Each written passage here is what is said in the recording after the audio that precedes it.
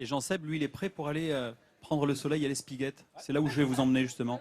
Et oui, il a pris sa petite potion magique, là, l'Espiguette. C'est juste à côté, Laurent, hein, l'Espiguette. C'est à 2 pas d'ici. C'est 10 km, un peu plus de 10 km de plage de sable fin, un endroit magique hein, et où on voit tous les étés les touristes affluer pour venir profiter du sable, de la mer.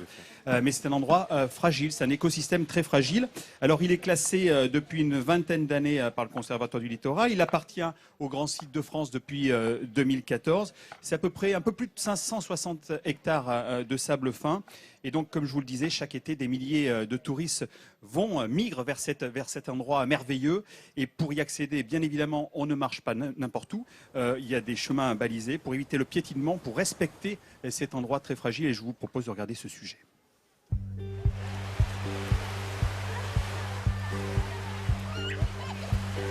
L'Espiguette, ici l'Espiguette, cette immense plage blonde et noire de monde au mois d'août.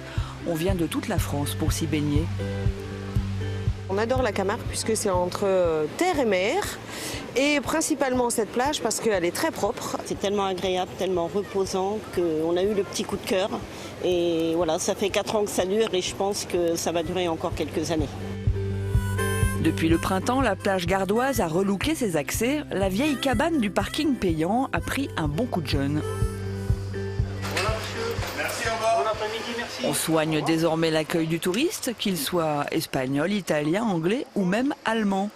On arrive à se faire comprendre. Sinon, c'est qu'ils sont sympas, ils nous disent yaya et qu'ils n'ont pas compris.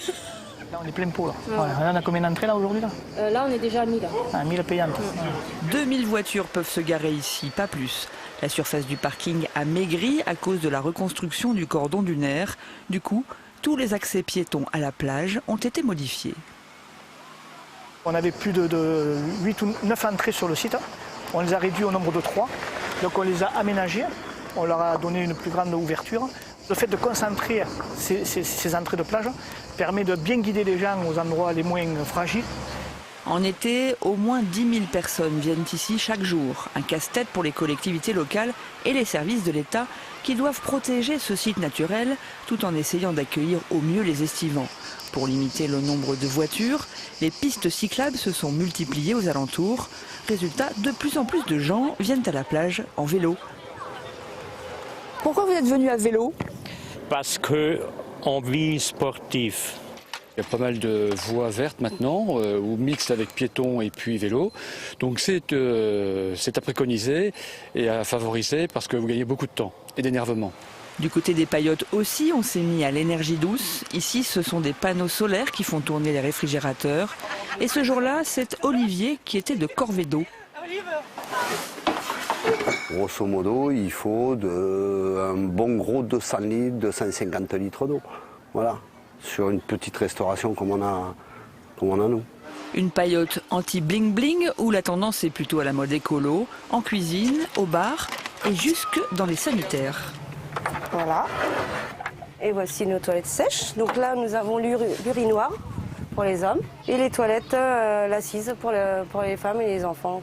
On nous demande souvent s'il y a des points d'eau, s'il y a des douches. On leur dit qu'il n'y en a pas du fait que c'est un site protégé.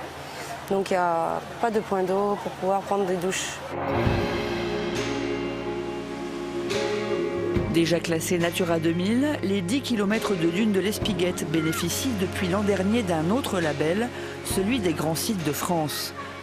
Ces 5 prochaines années, l'accent sera mis sur l'écomobilité et l'amélioration du paysage afin de relever un défi de taille, accueillir toujours plus de monde tout en préservant ce site naturel. Oui, on a eu regardez tout ce monde ici au Gros du Roi. Et hop, un petit message Facebook et Twitter de Monique qui nous dit que c'est beau la Camargue à vélo. Vaut mieux un vélo amphibie, cela dit, si on est en Camargue. Parce qu'on est toujours entre l'eau et la terre, pas les gens devant. Vous disiez effectivement qu'il y avait de très beaux endroits, Vincent, vous avez pu le voir, le constater avec cette pointe de l'Espiguette. Et justement, Jean-Sébastien, on ne fait pas n'importe quoi à la plage de l'Espiguette. Fait pas n'importe quoi, il faut faire très attention à la végétation. Il ne faut pas se balader n'importe comment parce que c'est un univers fragile. On fait aussi du kitesurf à la plage de l'Espiguette. C'est un joli spot de kitesurf. Alors pourquoi je vous parle de ça? Bon, d'abord parce que j'aime bien. En fait, ils ont trouvé une de mes photos de vacances parce que le kitesurf, c'est super féminin. D'abord, c'est facile, c'est pas physique. T'es la seule personne que je connaisse à trouver ça facile. C'est très féminin et la excuse-moi. plage de l'Espiguette, elle est idéale parce que c'est des immensités, on peut pas s'en mêler les lignes. Tous les niveaux peuvent y venir, on peut débuter. Regardez, il y a personne. Et puis les autres plages, l'été, celle du Gros-du-Roi, celle de Port-Camargue, de la Grande Motte, pardon, sont interdites à la pratique du kite. Du coup, les kiteurs adorent venir là. Donc voilà, c'était un petit clin d'œil au sport nautique. Tu étais splendide.